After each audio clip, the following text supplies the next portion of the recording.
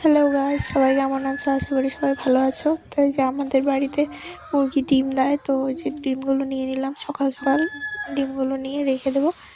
আর এই যে মা এদিকে শুটকি মাছের চচ্চড়ি বানাচ্ছে, লঙ্কা পেঁয়াজ রসুন ফোড়ন দিয়ে, মানে বেটে দিয়ে তারপরে শুটকি মাছগুলো দিয়ে সবজি দিয়ে চচ্চড়ি করছে।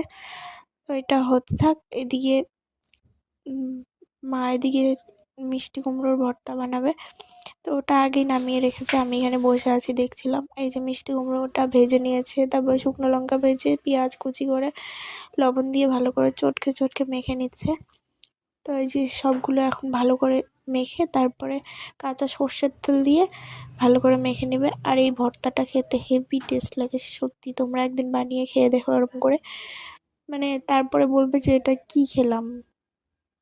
তো এই যে দেখো, আমার তো এখনও জিভে জল চলে আসছে। তো সকাল সকাল এটা দিয়েই হবে খাওয়া দাওয়া।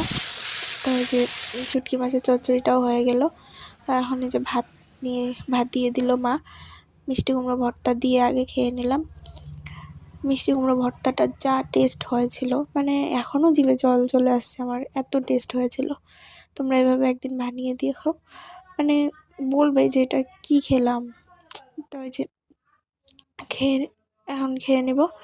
শুটকি মাছের চচ্চড়িটাও দিয়ে দিল, ভালো করে মেখে খেয়ে নিচ্ছি। আবার বিকেলবেলা দুপুরবেলা আবার নিমন্ত্রণ আছে বৈষ্ণব সভা বাড়িতে, তো ওখানেও যাবো। এর জন্য সকালবেলা মা সিম্পলি রান্না করেছে। তো এই যে খেয়ে খেয়ে দিয়ে তারপরে বিকালবেলা চলে যাচ্ছি এখন। দুপুরবেলা আর যাইনি, বিকালবেলা যাচ্ছি। তো এই যে বসে গেছি খেতে। অবশ্যই আমার ভিডিওগুলো কেমন লাগে বলবে কমেন্টে। Bye bye.